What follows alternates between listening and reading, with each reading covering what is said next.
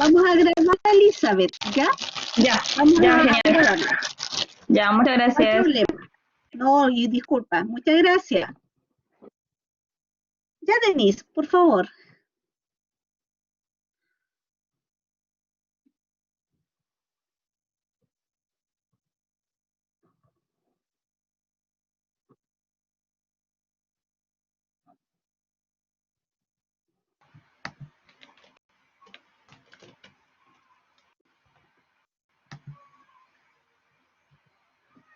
Ahí sí.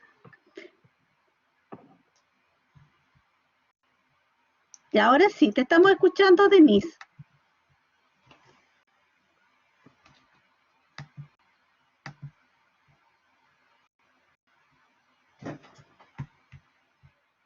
¿Aló, me escuchan? Sí, te escuchamos. Sí, escuchamos. ¿Sabes qué? Que no, yo no lo escucho, entonces no sé cómo resolver el problema, no me había pasado nunca. Eh, a ver, pero nosotros te escuchamos a ti. Eh, profesor, ¿cómo lo podemos resolver un poco? ¿Tú me Ya, escuchas a mí? pero lo que podemos hacer es que voy hablando y por último ustedes me van Escribiendo comentando por el chat. escrito. Exacto, y así no nos Ya, retrasamos más. Ya voy a compartir ahora pantalla y esto es como hablar sola, pero bueno, ustedes me van a ir retroalimentando por el chat. por escrito. Es donde pones la cámara. Sí. Así que voy a dejar todo el tiempo el chat abierto de manera de poder irlo retroalimentando. Como no lo escucho bien, o sea, no escucho nada, mi nombre es Denise Velázquez, soy educadora de párvulo, magíster en evaluación curricular y doctora en pedagogía con mención en formación del profesorado, ¿ya? Eh, el tema que me pidieron que trabajara con ustedes es la evaluación en estos tiempos, que es un tema complejo y que de alguna manera también tiene preocupado a profesores, a los equipos de gestión de los establecimientos, evidentemente también a los estudiantes que entran a práctica. ¿Ya? Un poco contextualizar en qué momento estamos, porque la evaluación también ha tenido varios cambios o al final especificaciones en estos tiempos de educación remota, como se le llama.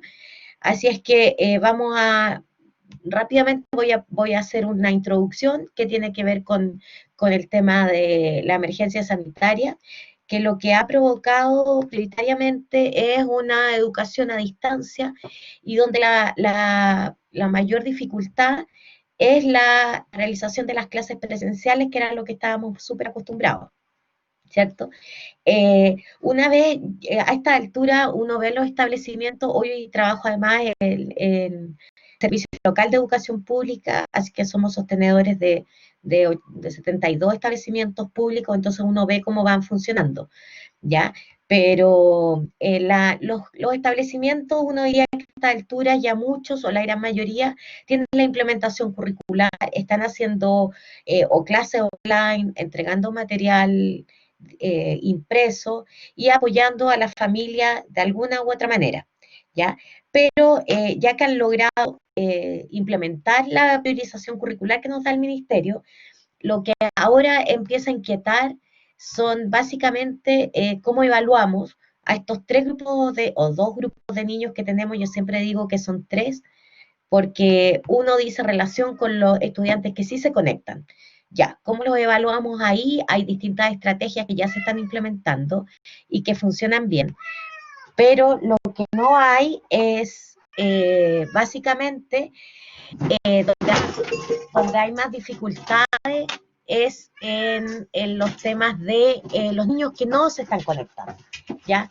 Esos estudiantes ha costado mucho saber cómo lo podemos hacer con ellos, y además hay niños que sí van a buscar su material impreso a los establecimientos,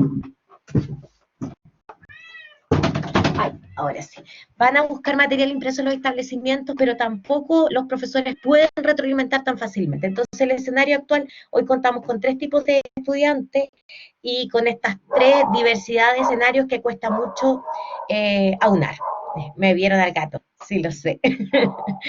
Ya, de todas maneras, el ministerio o los lineamientos ministeriales, si somos estudiantes en práctica o profesores o estamos en establecimientos educacionales, en términos evaluativos, lo que no podemos perder de vista es el decreto 67. ¿Ya? El decreto 67 nos habla de lo que es la evaluación, de cómo vamos a calificar a los estudiantes y además cómo los vamos a promover. Y hoy la gran duda es cómo los calificamos y cómo los promovemos, porque hay distintas estrategias evaluativas que sí se han instalado, pero el ministerio nos ha dicho claramente que solo tiene que ser evaluación formativa, ¿ya? Lo importante del tema de la evaluación en este contexto de pandemia, de todas maneras, ustedes siempre tienen que pensar que ya se van a instalar en establecimientos educacionales, sea la vía que sea, la evaluación siempre tiene que servir eh, para hacer uso de la información que nos entrega, ¿ya? Entonces, al final lo que hay que hacer con la evaluación es permitir que darle un uso pedagógico y no de calificación, no de sanción, como se establecía hace un tiempo atrás, ¿ya? Y por otro lado, el decreto 67 también de alguna manera nos permite o nos orienta a reducir la repitencia, porque hay muchos estudios que indican que la repitencia no está, no tiene efectos positivos, digamos, en los estudiantes, todo lo contrario, ayuda a la deserción, baja la autoestima. Entonces el decreto 67 norma estos lineamientos, que es la base, ¿ya?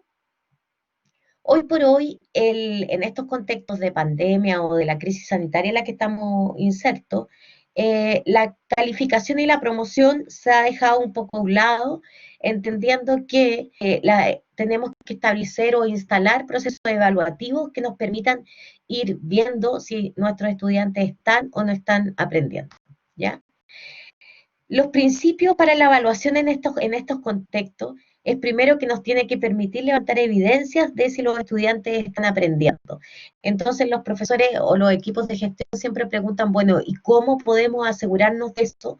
Con 3 grupos de niños que les comentaba, los que sí van a clase online, los que reciben material impreso, porque no tienen conectividad, y los que simplemente ni siquiera van a buscar el material y no se conectan, ¿ya?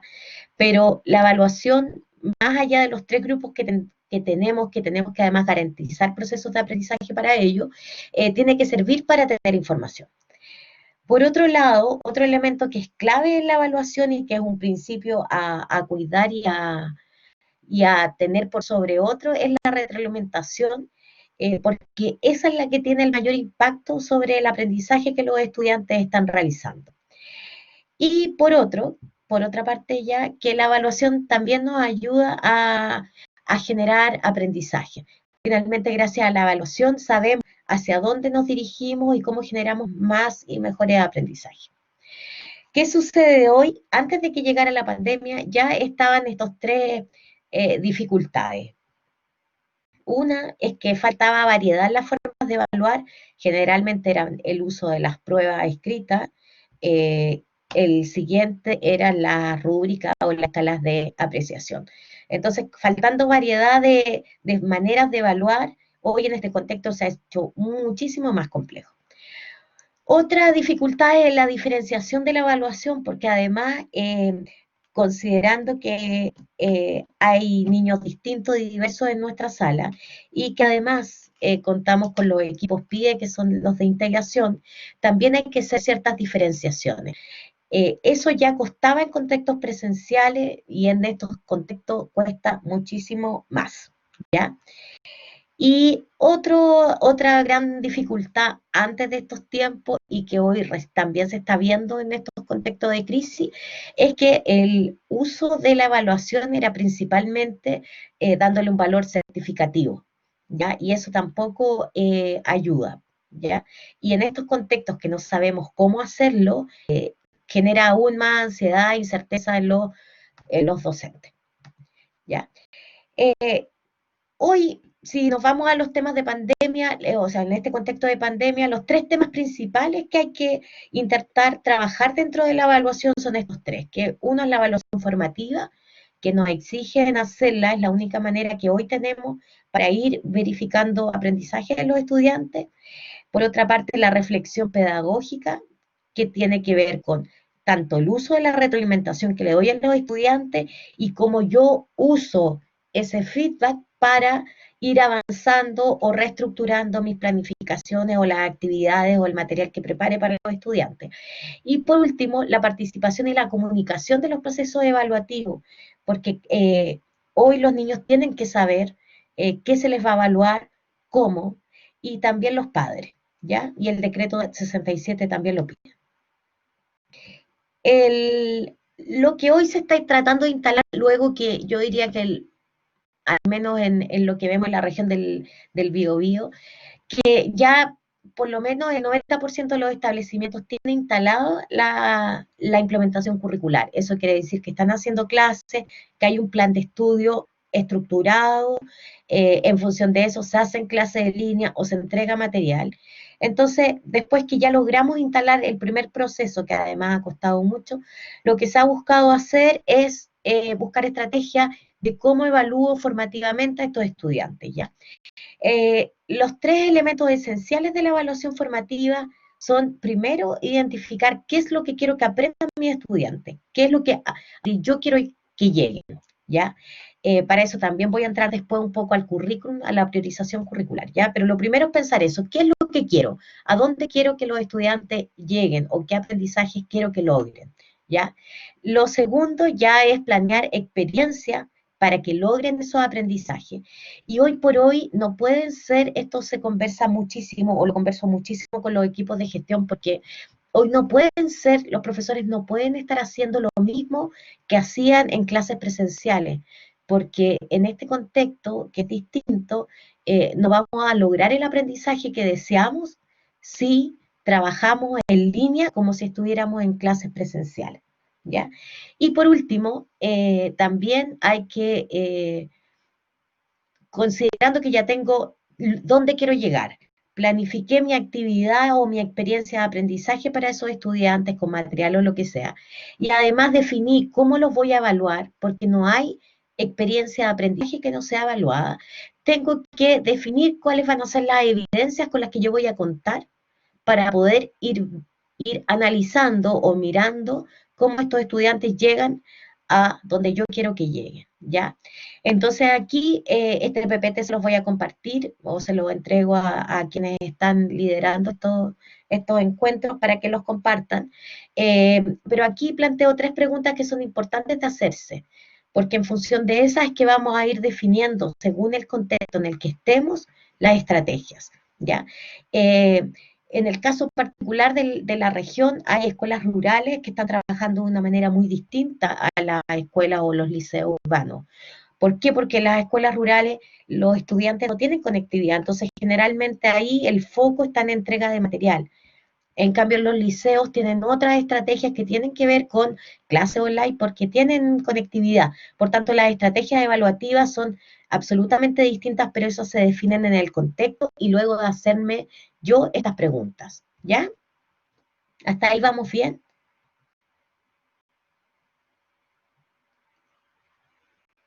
Perfecto.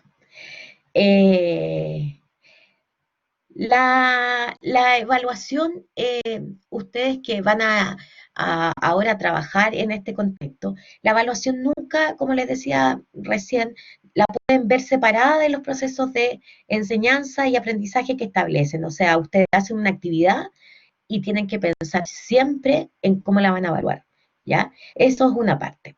Por otra parte, tampoco nunca pueden plantear la actividad, el instrumento de evaluación, sin pensar en cómo van a ir monitoreando ese aprendizaje de los estudiantes.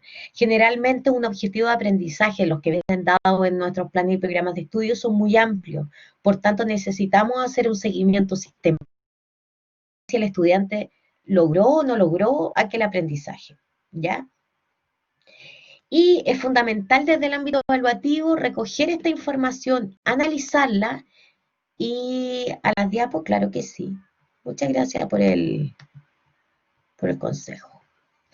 Es muy importante también respecto a eso, ir siempre recogiendo datos en relación a la evaluación. Ahora, en los contextos presenciales siempre la prueba nos da información, sin embargo, en estos contextos de clase remota o educación remota, como se le llama, en estos contextos de educación remota, la información o la evidencia de la evaluación lo es todo.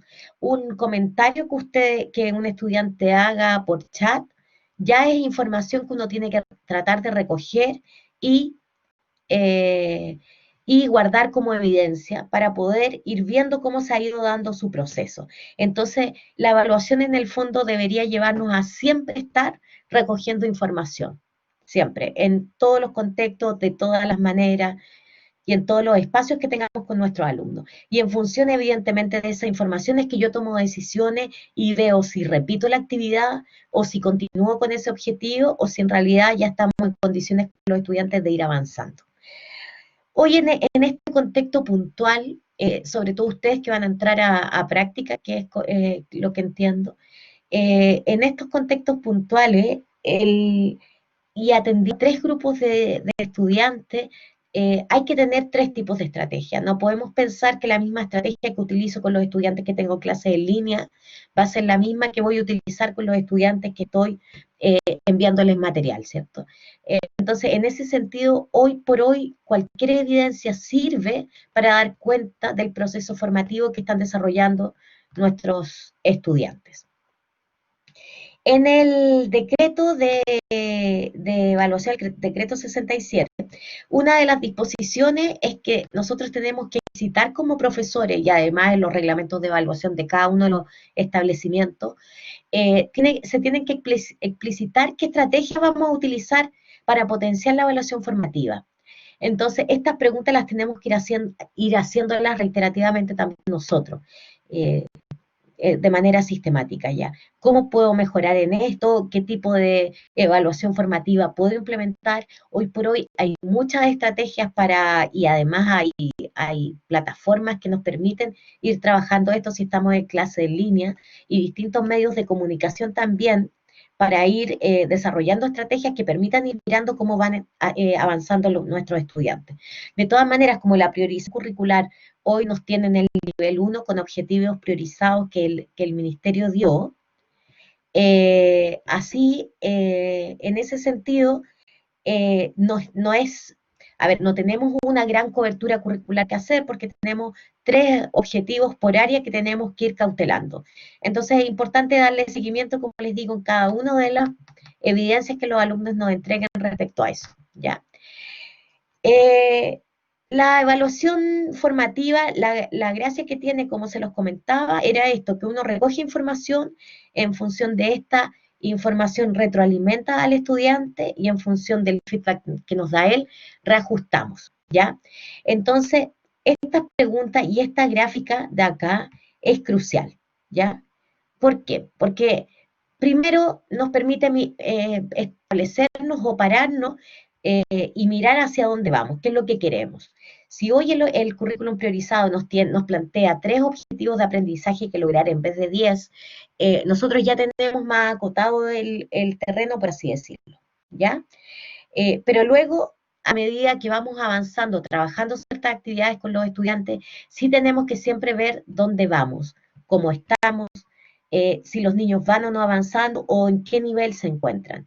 Y para eso hoy hay estrategias o hay escalas de complejidad que uno puede ir graduando, ir viendo dónde están cada uno de mis estudiantes, ¿ya?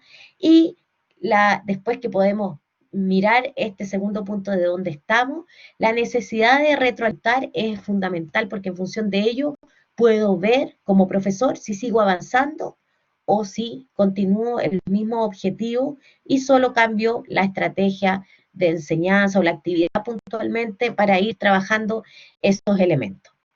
¿Sí? ¿Hasta ahí bien? Cualquier duda me pueden interrumpir, estoy con el chat súper atenta.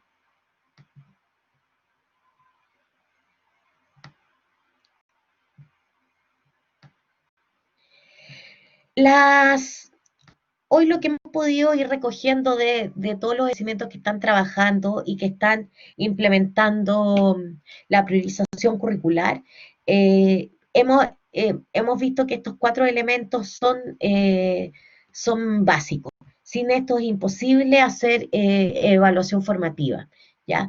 Ahora, hoy los establecimientos con mucha rigurosidad están tratando de establecer estrategias para la evaluación formativa porque no sabemos porque aún no sabemos si finalmente cuando haya un cierre de año nos van a pedir o no evaluaciones y vamos a tener que calificar o no a los estudiantes. Entonces, eso nos ha llevado a tener mucha rigurosidad respecto a cómo vamos trabajando en las distintas estrategias para evaluar formativamente a los estudiantes, ¿ya? Una de las primeras estrategias es compartir los objetivos. Los estudiantes tienen que saber qué es lo que esperamos de ellos. Siempre se plantea que además de saber el objetivo de aprendizaje, el estudiante también debe saber cómo se le va a evaluar. Antes, en mis tiempos, cuando yo estudiaba, parecía que la gracia del profesor era pillarnos de improviso. Y no teníamos idea cómo iba a ser la prueba, si iba a ser prueba, iba a ser disertación, o incluso no teníamos ni idea de la fecha. Hoy, cuando están estos contextos como de incerteza, ayuda muchísimo a los estudiantes a prepararse y a avanzar incluso ellos de manera autónoma, el compartir cuáles son los objetivos de aprendizaje y qué efectivamente esperamos de él, incluso cómo los vamos a evaluar. La verdad es que en este contexto, uno de los elementos que más también se ha mencionado, donde uno a cualquier reunión o encuentro que uno haga respecto a temas pedagógicos, es darse cuenta de en lo que nos hemos equivocado para darle autonomía a los estudiantes. Es decir, hoy ha costado tanto instalar estos procesos de educación remota, es porque los estudiantes estaban acostumbrados a trabajar desde la presencia del profesor y no de manera autónoma. Entonces, uno de los elementos que apoyan el trabajo autónomo es compartir los objetivos de aprendizaje, porque así permitimos que también el estudiante se haga cargo, sobre todo los más grandes, si ya estamos hablando de media, se haga cargo de hacia dónde tiene que avanzar, ¿ya? Por otra parte, hoy, en este contexto muy puntual, es muy importante el tipo de actividades que diseñemos, porque las actividades nos tienen que permitir darnos cuenta de cómo van avanzando. Entonces, cualquier actividad que en estos contextos de educación remota realicemos, tiene que permitirme evidenciar el aprendizaje que el estudiante está desarrollando. Si en estos contextos, yo también hago clases en la U, si yo solo estuviera haciendo clases expositivas, yo no tengo manera de ir monitoreando si los estudiantes avanzan o no. Entonces, en el fondo, las actividades que en estos contextos se priorizan son las que nos permiten evidenciar el aprendizaje de los estudiantes. Por otro lado, otro elemento que es crucial en este contexto es la retroalimentación efectiva y oportuna.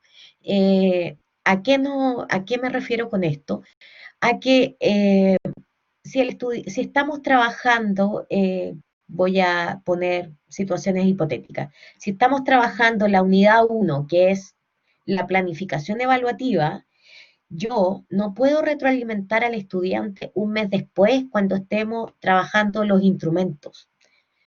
Si retroalimento y me tardo mucho en retroalimentar al estudiante, él no puede tomar esas sugerencias de mejora para seguir avanzando. Entonces, si la retroalimentación no es oportuna, también pierde sentido, sobre todo en estos contextos que estamos pidiendo aprendizaje autónomo en ellos. ¿Sí? Ya, y por último, otra estrategia que en este contexto de educación remota o de crisis sanitaria en la que estamos ha dado buenos resultados, el dar oportunidades para la autoevaluación y la coevaluación. En general, los estudiantes, siempre los profesores nos quejamos un poco de que son poco conscientes al momento de desarrollar su autoevaluación y siempre se sube la nota y ayudan por ahí. Pero hoy, en estos contextos donde son muy mucho más conscientes de lo que están aprendiendo, de hacia dónde deben llegar y que la responsabilidad no toda pasa por el profesor, la verdad es que se están tomando mucho más en serio este tipo de evaluaciones. Entonces también ha dado muy buenos resultados incorporarla. ¿Sí? ¿Hasta ahí bien?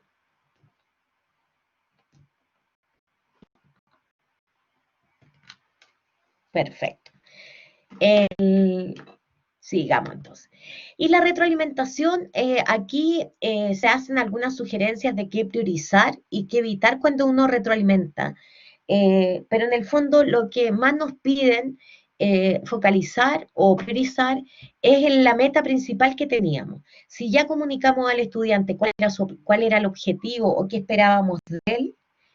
eh, qué esperábamos de él, entonces tenemos que enfocarnos o priorizar esa meta, en función de eso trabajar, ¿ya? Acá repite lo de lo importante de la retroalimentación oportuna. Y por otra parte, un elemento que también ayuda mucho a los estudiantes es cuando retroalimentamos colectivamente. O sea, que la retroalimentación no sea solo individual. Escuchaba una profesora hace unos días que me decía que, bueno, tiene un curso, no sé, de 25 niños y los retroalimentaba individualmente. Entonces, a días de, escuchen esto porque es bien, es una experiencia que a mí no me conmovió, la verdad la encontré que se exageraba la situación. Entonces, ella tiene 25 alumnos y decía, no, la única manera que yo tengo de cerciorarme que la retroalimentación hace efecto es que sea individual. Entonces, ella estaba todo un día atendiendo a los 25 alumnos. Eso es impensado. Entonces sí podemos hacerlo, sobre todo con los estudiantes que tengan más dificultad, pero la retroalimentación grupal a veces tiene mucho más efecto, porque cuando uno ve no sé, una actividad de un estudiante en errores, si uno retroalimenta al grupo, el grupo también se hace consciente de un error y puede no repetirlo, aunque no haya sido el de él. Entonces, muchas veces la retroalimentación grupal en función de las debilidades individuales ayuda mucho en estos contextos, ¿ya? Eso, hasta ahí, bien.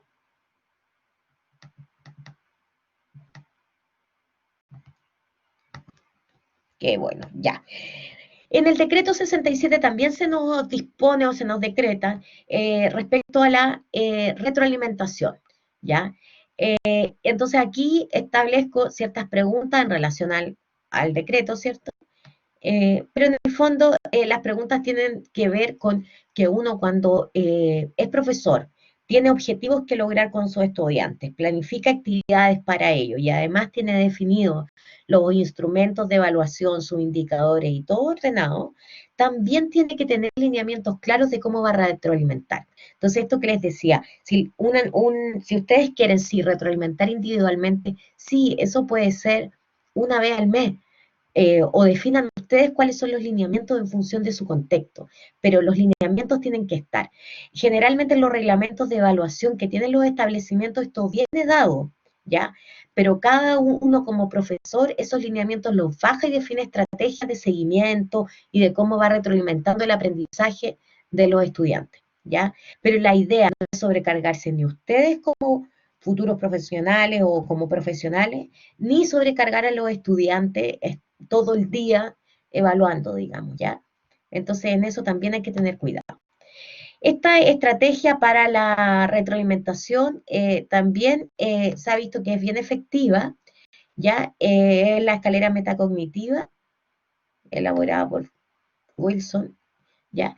Y aquí lo que nos pide, nos dan 4 pasos a seguir de cómo podemos ir retroalimentando, ¿ya? Esta estrategia uno la usa de manera individual o grupal, tiene buenos resultados. Entonces, los invito a utilizarla, pero el primer paso es aclarar que tiene relación con irle explicando a los estudiantes las ideas que permitan ir entendiendo mejor elementos que no entendieron o elementos que desarrollaron mal en su trabajo, ¿ya? Luego de valorar, lo que hay que hacer es, o sea, luego de aclarar, lo que hay que hacer es valorar. Siempre a los estudiantes, ninguno tiene todo malo. Entonces, si vamos aclarando en primer término lo que a él le cuesta más o las debilidades que plantea, también en segundo paso es que valoremos los elementos positivos que tiene. Así el estudiante va a ver esto equilibrado, porque si no, o sea, si solo focalizamos en lo que tiene malo, al final él a nuestra retroalimentación tampoco la va a considerar, ¿ya? Entonces, sí, aclaramos y mejoramos o aclaramos las dudas respecto a las debilidades que él tiene, pero luego valoramos lo positivo que tiene. Eso también se puede hacer grupalmente, no hay problema. Luego de eso, el paso 3 que nos plantean es que expresar las inquietudes que tiene que decir. En general le pregunta a los estudiantes que ellos respondan respecto a lo que nosotros les estamos planteando. Si yo le digo al estudiante, mira, a lo mejor podrías mejorar esto, te equivoca en, voy a inventar, en plantear los indicadores respecto a esta actividad, porque hay que hacer esto, y luego le digo, oye, pero la actividad está muy bien realizada, intentemos darle coherencia al objetivo de aprendizaje, la actividad y el indicador que desarrolla, pero qué maravilla de actividad, el estudiante ya se dispone de otra manera para que ahí yo llegue y le diga, ya, a ver, ¿qué crees tú? ¿Cómo podríamos mejorar esto? En el fondo es darle el espacio a él ahora para que sea protagonista de la misma retroalimentación que yo voy haciendo, ¿ya?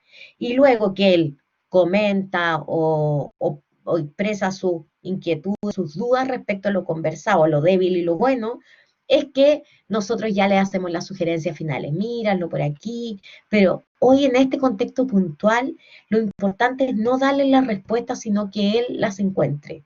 Porque, reitero eso, es muy importante el generar el aprendizaje autónomo. Hoy hemos visto que es fundamental. ¿Ya? ¿Hasta ahí bien? Estoy pendiente de la hora. Ya, y por último, les dejo algunas estrategias que son bien puntuales, pero que ayudan, en el fondo, sobre todo en este contexto, ¿ya? Porque en este contexto en el que intenté focalizarme más. ¿Por qué el contexto? Ustedes me dirán, ya, pero si ya se va a acabar, si vamos a volver a clase y todo vuelve a la normalidad. La verdad es que no es tan así. Después les voy a explicar por qué, pero este contexto seguramente va a durar hasta el 2021. O sea, recién el 2022 vamos a instalar el currículum vigente y vamos a volver a la normalidad. Vamos a transitar en estas estrategias, cómo las hemos ido desarrollando en estos contextos, es seguro hasta el 2021. Ya eso lo ha declarado el ministerio. Entonces, estas estrategias siempre han ido ayudando o hemos visto que han dado resultados en los establecimientos y por eso que las comparto, porque a todos pueden ayudar.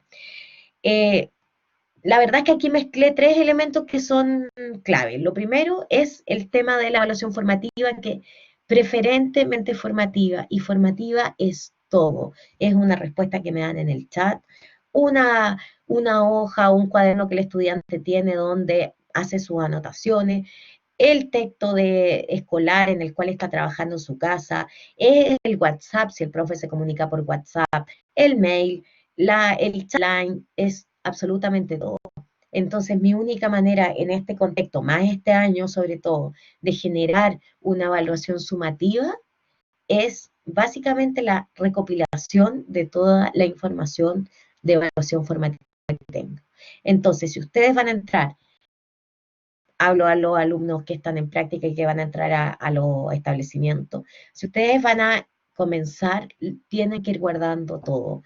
Lo ideal, ir teniendo carpetas por estudiante, carpetas digitales, donde vayan recopilando todo. Después uno ve ese portafolio y dice, bueno, sí, este estudiante estuvo, le costó, subió, bajó, aquí preguntó, siempre estuvo preocupado de aprender, de plantear sus dudas, etcétera. Entonces, finalmente la evaluación formativa en todo minuto, y eso implica estar atento a cualquier evidencia que ellos puedan mostrar respecto de sus aprendizajes o incluso sus dudas. Por otra parte, que la evaluación sumativa hoy en este contexto va a ser la suma o la recopilación de todos aquellos antecedentes de evaluación formativa.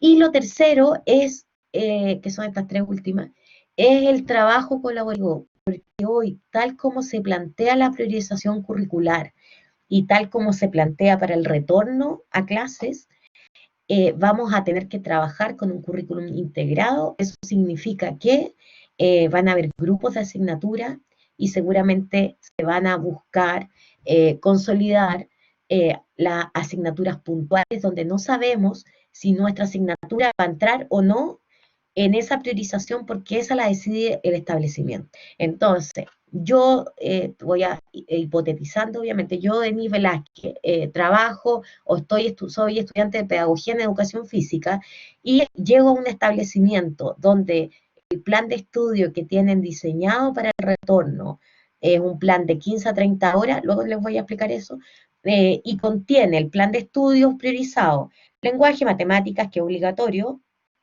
ciencias, porque es un sello del establecimiento del medio ambiente, ciencia, filosofía, porque también responde a su sello, y tecnología. Yo educación física quedo fuera. ¿Dónde entro?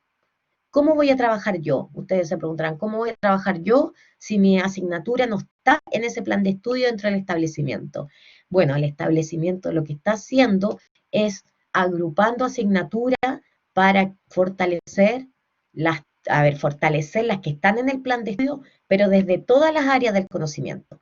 ¿Me explico?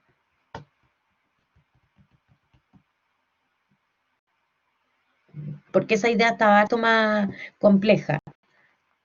¿Se entendió lo último del currículum integrado?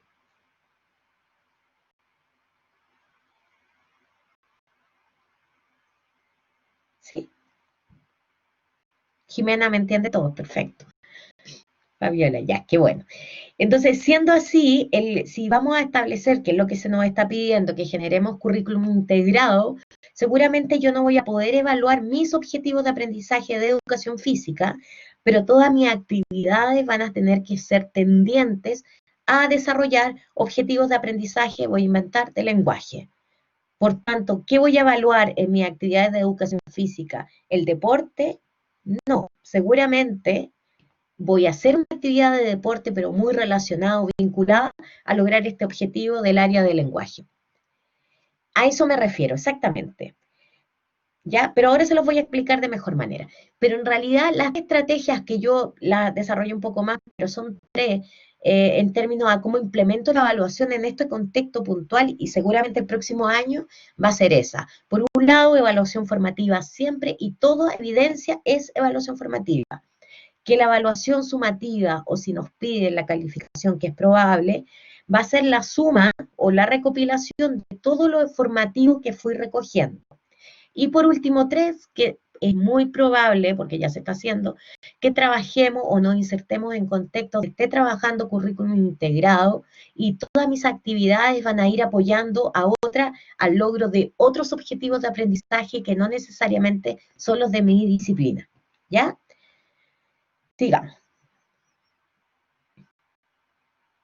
No está establecido. Ahora yo les voy a explicar eso y les voy a, de manera más, desde una visión más integrada, Claudio, ¿ya? Bueno, los instrumentos de evaluación, aquí les puse todos los que hoy se están usando mucho. Las pruebas orales se están haciendo en clase en línea, pero mucho menos, y las escritas también, porque Classroom nos tiene una opción donde permite hacer pruebas escritas que nos da además todos los datos. Pero claramente lo principal que se está trabajando son las listas de cotejo, las rúbricas, las escalas de complejidad y los registros anecdóticos, sobre todo en situaciones de estudiantes que no lo están pasando muy bien. Y estos no tradicionales, los instrumentos que no son tradicionales, me refiero al portafolio, al SQA, y el análisis de perspectiva también se está usando mucho. Así que si quieren profundizar en esto, no tengo problema que me escriban en el material o el PPT, ¿ya? Hasta ahí el tema de la evaluación. Ahora, mirándolo de una manera más integrada, porque nunca podemos entender la evaluación disgregada de lo que es currículum y de lo que es la didáctica, es que tomé hace poco hice un webinar respecto a la implementación de la priorización curricular, así que tomé lo mismo, para explicarles un poco por qué hablo de un currículum integrado. Con esto de la pandemia y habiendo tanta dificultad en el año 2020 para asegurarnos del aprendizaje de todos los estudiantes, se plantea estar con la priorización curricular el año 2020 y el 2021, recién logrando el año 2022 volver a nuestro currículum vigente de siempre, ¿ya? ¿Esto qué quiere decir? Cuando hablamos de la priorización curricular, ya hablamos de 3 niveles de aprendizaje. El nivel 1, que son los imprescindibles que estamos trabajando este 2021. El 2022 se nos van a pedir que integremos aprendizajes del nivel que están definidos ya ministerialmente, ¿ya? Y el 2022 ya llegamos a los objetivos de aprendizaje regulares, que son aproximadamente 10 por asignatura, ¿ya? ¿Qué pasa con el plan de estudio? Si nosotros retornamos a clases, ¿ya? Yo la verdad es que veo mucha dificultad de que regresemos hoy, ni el 18 de septiembre, pero el otro año seguro que vamos a regresar. Y nos están pidiendo que diseñemos, y estos lineamientos son ministeriales, están en el ministerio, nos están pidiendo que cada establecimiento defina qué plan de estudios va a desarrollar. Porque si yo tengo cursos de 40 estudiantes en salas de 3x3, el distanciamiento social no se cumple. Por tanto, a lo mejor voy a tener que hacer 3 jornadas presenciales para poder atender a todos mis niños, ¿cierto? A toda la matrícula que tengo en el establecimiento, voy a tener que atenderlos a todos, pero necesito distanciamiento social. Y si mis salas son de 3 metros por 3 metros, no me van a alcanzar 40 niños con 1,5 metros de distancia. Supongamos que me van a alcanzar 12 niños. Si me alcanzan 12, yo voy a tener que tener mi jornada distribuida en 3 grupos. Eso significa que yo jamás con los 3 grupos voy a lograr hacer el plan de estudios de 44 horas. ¿Hasta ahí me explico? Porque si me entienden aquí, me van a seguir entendiendo. Ya, estupendo. Eso significa que si yo voy a tener que atender a 3 grupos, me tengo que acoger a un plan de estudios menor. Entonces el ministerio me da 4 opciones a optar.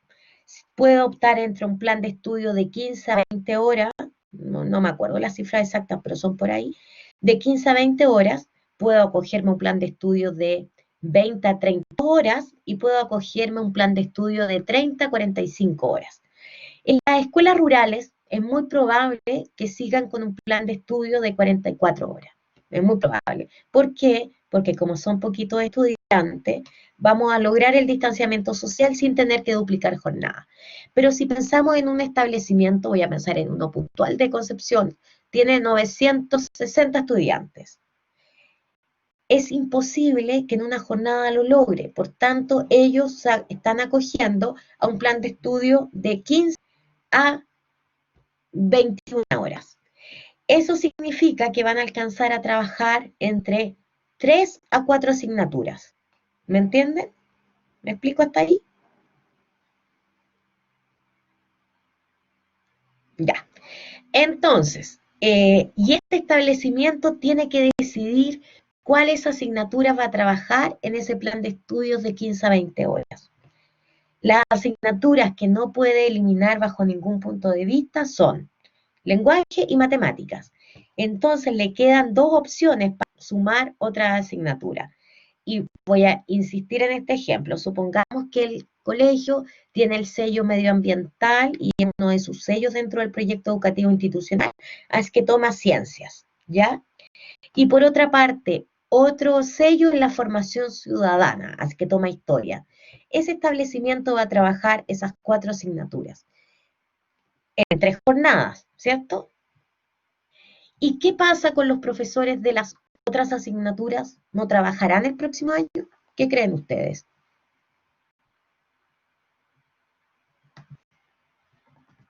¿Qué harán?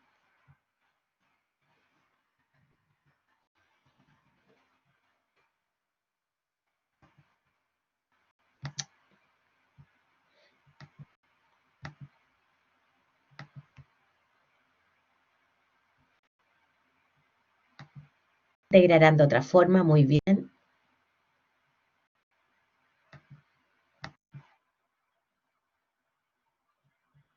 Se articularán.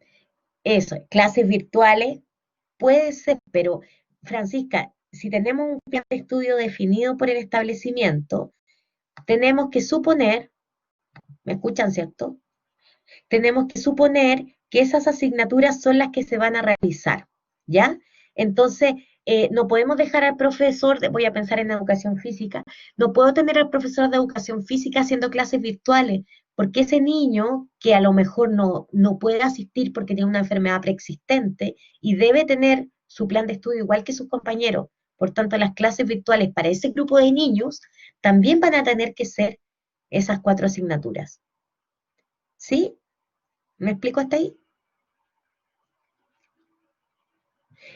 Ahora, ¿cómo articulamos a estos otros profes?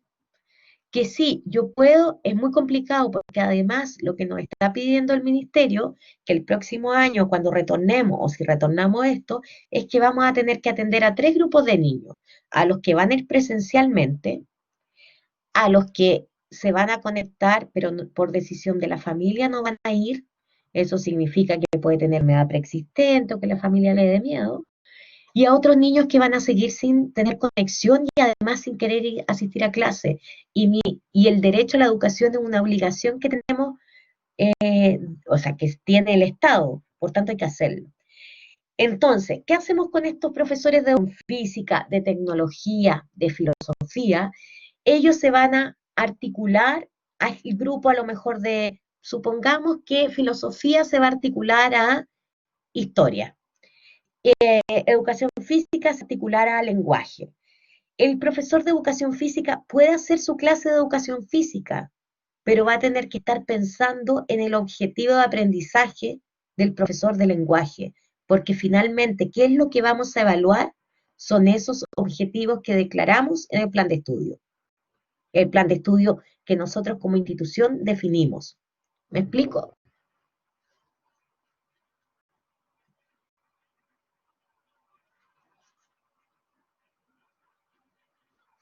Exactamente, lo que esperaríamos es que pensemos que estamos hoy en el 2020 en el nivel 1. En el nivel 2 el ministerio nos va a obligar a agregar otros aprendizajes que debemos lograr para transitar el currículum vigente al de siempre. ¿Ya? Esto, exactamente bien, Patricio. Estos objetivos, Claudio, son netamente de lenguaje, pero la idea de educación física, que puede ser un deporte, también me puede ayudar a lograr ese objetivo del lenguaje y aportar también en objetivos transversales, ¿ya? Exacto, hay varias unidades transversales. Muy bien, esa es la idea. Entonces, finalmente, si pensamos en la tríada que es currículum, que son los objetivos de aprendizaje, los contenidos, si pensamos en la didáctica, que son las actividades, si pensamos en la evaluación, esto va a tener que estar muy vinculado, ¿ya? Muy vinculado. Entonces yo, si soy profe de educación física, independiente que esté haciendo una actividad física o algún juego, voy a estar trabajando, apoyando a mi área donde están los objetivos de lenguaje del nivel 1 y del nivel 2. ¿Sí? Por tanto, todas mis evidencias de evaluación formativa tendrían que apuntar hacia ese objetivo. Yo no puedo estar evaluando si la técnica del handball la desarrolló bien. Lo voy a estar ayudando y seguramente lo va a ir aprendiendo, pero mi foco va a estar en un objetivo de aprendizaje de las asignaturas que están articuladas o integradas. ¿Me expliqué ahí?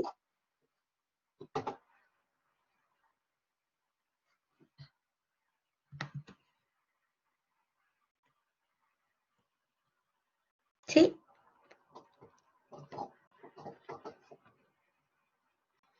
Qué silencioso el chat y yo no lo puedo escuchar, qué tremendo. Ya, y por otra parte, hasta ahí ya quedó claro. Entonces, por otra parte, el decreto 67, que es el decreto que está vigente, independiente si estamos en pandemia o no, también habla de las calificaciones. Nos piden todos estos elementos que primero cualquier calificación se sustente en argumentos pedagógicos. Por tanto, yo desde la evaluación formativa podría poner nota. Te ayudo, Fernando, en un segundo. Déjame ver esto de la calificación.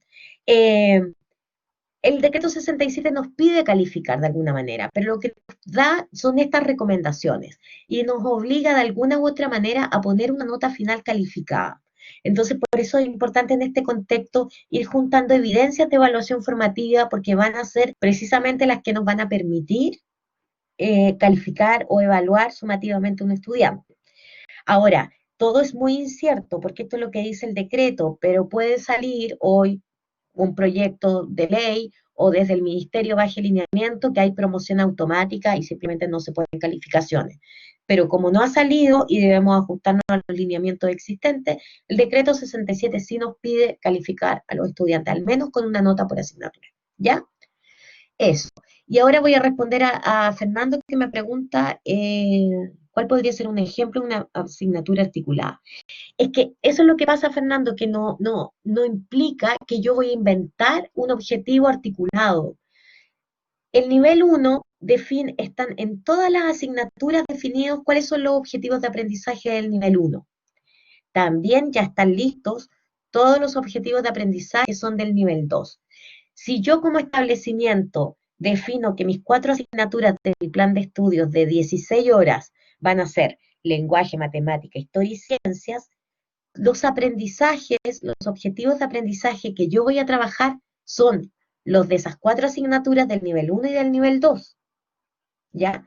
Pero mis actividades de educación física van a tener que ir a apoyar a ese objetivo. No es que yo mezcle 3 asignaturas ya, por ejemplo, defino 3 áreas del establecimiento, 4, perdón. El área de lenguaje, que va a apoyarse con, estoy especulando, lenguaje se va a articular con educación física y se va a articular con filosofía, supongamos. Los profesores de educación física y de filosofía van a tener que trabajar objetivos de aprendizaje de lenguaje con una actividad que sea de la disciplina. Sí, exactamente, eso es, Paula. Entonces, en filosofía, por ejemplo, trabajan el texto argumentativo comunidad. Ese texto argumentativo va a ser el medio, la actividad, el medio para lograr un objetivo de aprendizaje del nivel 1 en lenguaje, que es leer fluidamente textos, distintos textos literarios. Exactamente, Elizabeth. Exacto, eso es. ¿Sí, Fernando?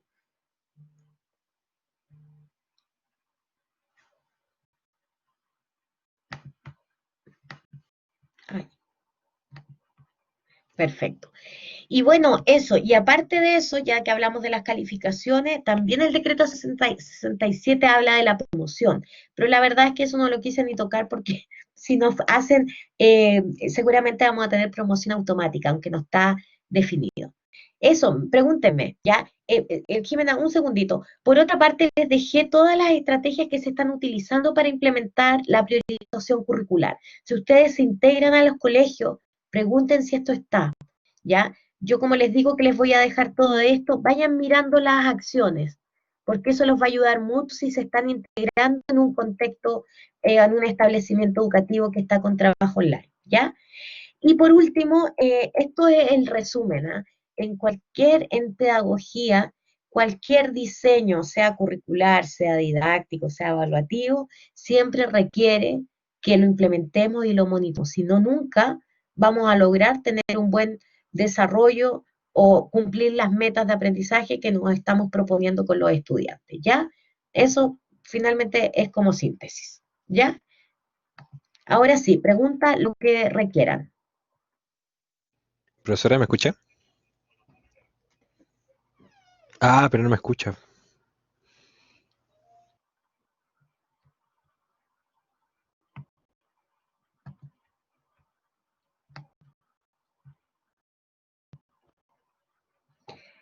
Por favor, que prometo que no escucho nada, ha sido terrorífico, pero no. Traté ahora de ver el audio, pero no, a lo mejor aquí.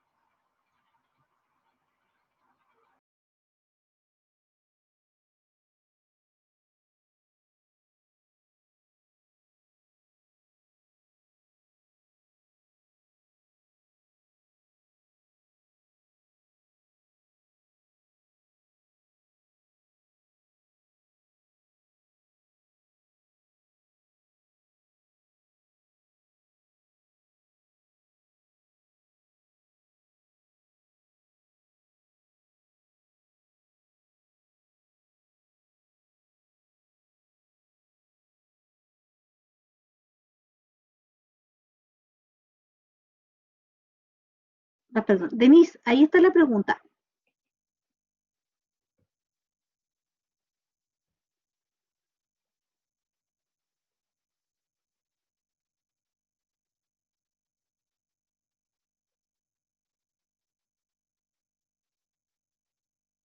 Parece que seguimos teniendo problemas con audio. A ver, se apagó el micrófono. A ver, vamos a...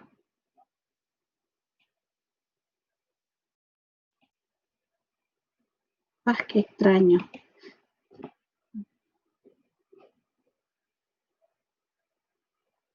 Sí, no tenemos audio, parece por parte de ella. Al sacar la imagen parece que se quedó sin audio. A ver, vamos a... Le voy a mandar una... No,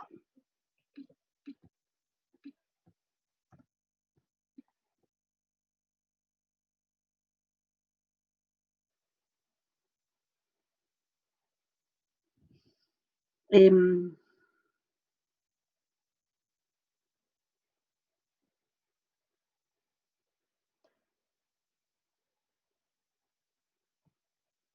ya.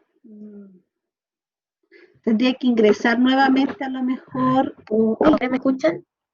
Ahora sí. Ahora, ¡uy, qué alegría! ¡Qué sufrimiento más grande! Ya. Le responde la pregunta de Patricio. Patricio me pregunta si deberíamos trabajar a la par con otro profesor o que el profesor de la asignatura haga actividades.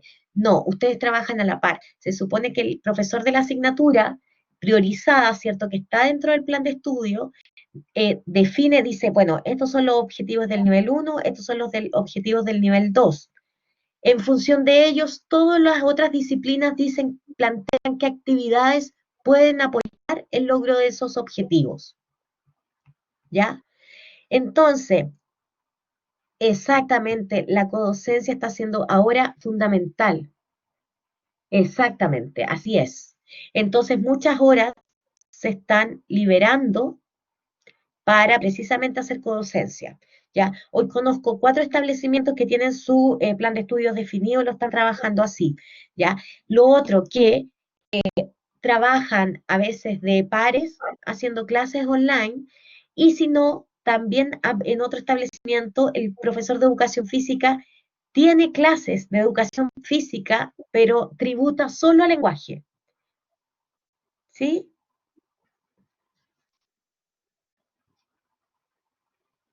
Sí, Dios mío, no hemos pasado la hora a lo mejor. sí, Denise. Bueno, pero hasta ahí se entendió. Sí, perfecto. Sí. Sí, está claro, todo claro, de verdad, Denise. ¿Tú nos escuchas a nosotros? ¿Tú nos escuchas? Perfecto. Les dejo mi correo. Si quieren la presentación me la piden. Y si necesitan información también me comentan. ¿Ya? Yo, la verdad, agradecer, pedir las disculpas respectivas tanto a Denise y también a los estudiantes que están hoy día presentes. Esto es lo que nos juega a veces en contra de la tecnología. A mí ya Perfecto. me tocó una nueva oportunidad y agradecer la empatía que han tenido, la paciencia y la espera y sobre todo agradecer por los conocimientos y prácticos De que nos ha nada, entregado un Denise. placer. Y perdón los Muchas gracias, inconvenientes, Denise. ¿ya?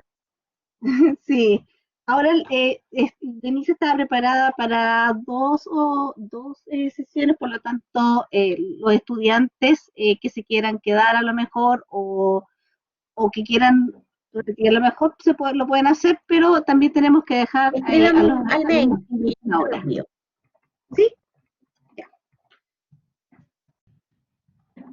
ya chicos, ahí está otra vez el correo.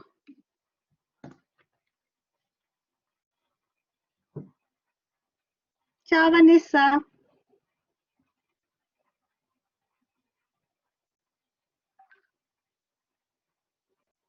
Sí, Chao, que estén muy ya bien. vamos a ver. Ya. Sí, que ingresen los otros chicos, por favor, para que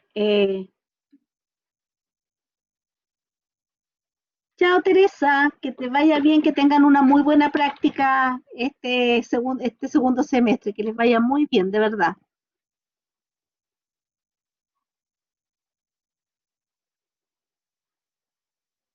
Ya, le vamos a decir a la profesora, ¿ya?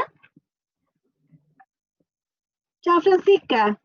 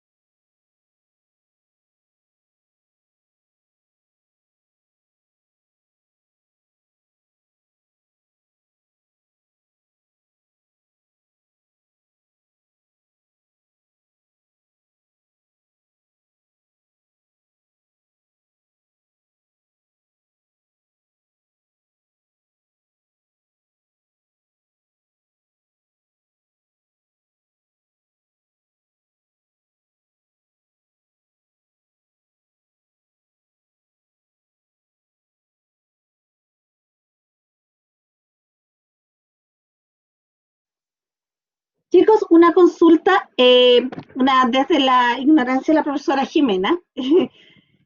Ustedes se van a quedar, los que están ingresando ahora, tienen el mismo link, ¿sí?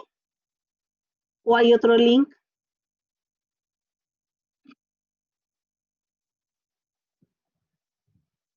Ah, ya. Gracias, Javi. Bueno, no, no es el mismo, hay otro. Oh, ya. ¿Y ustedes saben cuál es? Ya, para avisarle yo a la profesora. Hay otro, ya. Vamos a copiar y se lo voy a mandar a la profesora que hay otro link, ¿ya?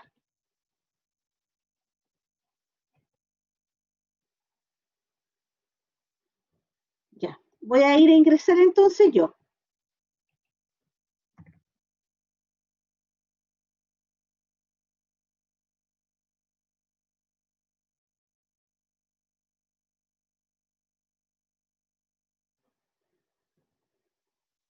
Ya, entonces están esperando todavía. Ya, avísenle que vamos para allá, por favor. Muchas gracias. Chao.